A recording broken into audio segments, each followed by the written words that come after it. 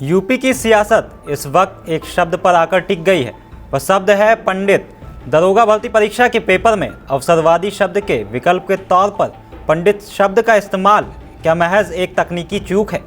मुख्यमंत्री योगी आदित्यनाथ ने जांच के कड़े आदेश दिए, लेकिन भर्ती बोर्ड के गलियारों से जो खबर छन कर आ रही है वो चौंकाने वाली है।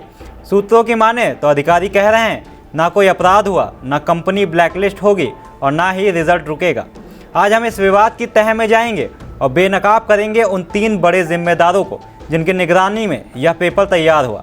नमस्कार, आप देख रहे हैं आई इंडिया और मैं हूं आपके साथ प्रशांत कुमार। सबसे पहले जिम्मेदारी की बात करें तो भर्ती प्रक्रिया में 3 प्रमुख स्तर होते हैं। पहला, उत्तर प्रदेश पुलिस भर्ती एवं प्रोन्नति बोर्ड के चेयरमैन, जिनका काम परीक्षा के लिए एजेंसी का चयन, टेंडर प्रक्रिया और MOU करना होता है। दूसरा, परीक्षा नियंत्रक, जो परीक्षा के संचालन, समन्वय, कॉपियों की जांच और परीक्षा केंद्रों के सत्यापन का जिम्मा संभालते हैं। तीसरा, बाहरी परीक्षा एजेंसी, जो एडमिट कार्ड जारी करने, पेपर सेट करने, प्रिंटिंग, परीक्षा आयोजन, मूल्यांकन और रिजल्ट जारी करने तक की पूरी प्रक्रिया संभालती है। भर्ती बोर्ड के अधिकारियों के अनुसार वर्ष 2008 में बनी नियमावली के तहत पूरी परीक्षा प्रक्रिया को बेहद गोपनीय रखा जाता है। यहाँ तक कि पेपर सेट करने वाली एजेंसी का चयन भी खुली निविदा के बजाय सीधे किया जाता है और उसकी जानकारी सार्वजनिक नहीं होती। पेपर लीक से बचाने के लिए भर्ती बोर्ड के अधिकारी तक प्रश्न पत्र नहीं देख सकते। सीलबंद पैकेट परीक्षा केंद्रों पर अभ्यर्थियों की मौजूदगी में खोले जाते हैं। DIG सत्यार्थ अनिरुद्ध पंकज के मुताबिक प्रश्न पत्र भर्ती बोर्ड स्वयं तैयार नहीं करता, बल्कि यह काम गोपनीय एजेंसियों के माध्यम से कराया जाता है। उन्होंने कहा कि विवादित सवाल की जांच शुरू कर दी गई है और रिपोर्ट आने के बाद ही आगे की कार्रवाई तय होगी।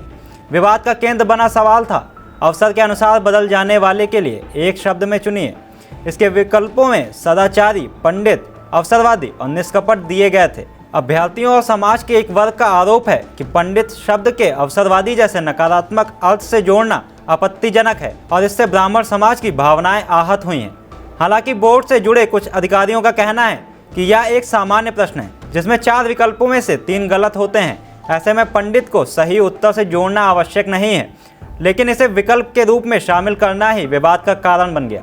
इस मुद्दे पर राजनीतिक प्रतिक्रियाएं भी सामने आई।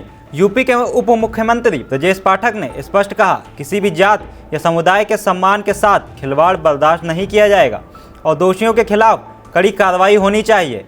पूर्व सांसद राघव लखनपाल शर्मा ने भी कड़ी आपत्ति जताते हुए कहा कि इस तरह के प्रश्न समाज की गरिमा को ठेस पहुंचाते हैं। वहीं विधायक शलभमणि त्रिपाठी ने इसे सामान्य गलती न मानते हुए साजिश तक का करार दिया। विधायक रमेश चंद्र मिश्र और प्रकाश द्विवेदी ने भी पंडित शब्द को नकारात्मक संदर्भ में जोड़ने को अनुचित और असंवेदनशील बताया। उनका कहना कि यह शब्द ज्ञान, विद्वता और सम्मान का प्रतीक है। इसे गलत संदर्भ में इस्तेमाल करना समाज में गलत संदेश देता है। इस बीच पूर्व DGP सुलखान सिंह का अलग दृष्टिकोण सामने आया। उनका मानना है कि तकनीकी रूप में प्रश्न में कोई बड़ी गलती नहीं है और इसे अनावश्यक रूप से तूल दिया जा रहा है। उनके अनुसार यह मामला इतना गंभीर नहीं है कि परीक्षा एजेंसी को ब्लैकलिस्ट किया जाए या परीक्षा दोबारा कराई जाए। भर्ती प्रक्रिया की गहराई से समझें तो पेपर सेट करने वाली एजेंसियां विषय विशेषज्ञ को नियुक्त करती हैं। यदि प्रश्न पत्र में 100 प्रश्न होते हैं तो 200 से अधिक प्रश्न तैयार कराए जाते हैं और उनमें से चयन कर अलग अलग सेट बनाए जाते हैं। सामान्य हिंदी, सामान्य ज्ञान, गणित और कानून जैसे विषयों से प्रश्न लिए जाते हैं। प्रिंटिंग प्रक्रिया भी अत्यंत सुरक्षित होती है। प्रश्न पत्र सरकारी चयनित प्रेस से CCTV निगरानी में छपते हैं। कर्मचारियों की कड़ी जांच होती है और मजिस्ट्रेट की निगरानी में पेपर सील कर पुलिस कस्टडी में परीक्षा केंद्रों तक पहुंचाए जाते हैं। इस पर पूरे विवाद के बाद यह सवाल भी उठ रहा है कि क्या परीक्षा कराने वाली एजेंसी को ब्लैकलिस्ट किया जाएगा। हालांकि बोर्ड से जुड़े अधिकारियों का मानना है कि यह मामला इतना बड़ा नहीं है कि एजेंसी पर इतनी कठोर कार्रवाई की जाए। राजनीतिक विश्लेषकों के अनुसार यह विवाद ऐसे समय में सामने आया है जब प्रदेश में ब्राह्मण समाज की नाराजगी को लेकर पहले से चर्चाएं चल रही हैं। जानकारों के मुताबिक यदि यही प्रश्न सामान्य परिस्थितियों में आता तो शायद इतना विवाद नहीं होता, लेकिन मौजूदा सामाजिक राजनीतिक माहौल में इसे गंभीरता से लिया जा रहा है। पिछले कुछ महीनों की घटनाएं भी इस संदर्भ में जुड़ती हैं।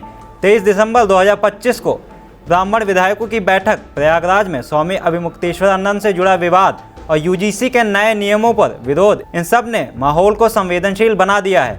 फिलहाल भर्ती बोर्ड ने जांच शुरू कर दी है और रिपोर्ट का इंतजार किया जा रहा है।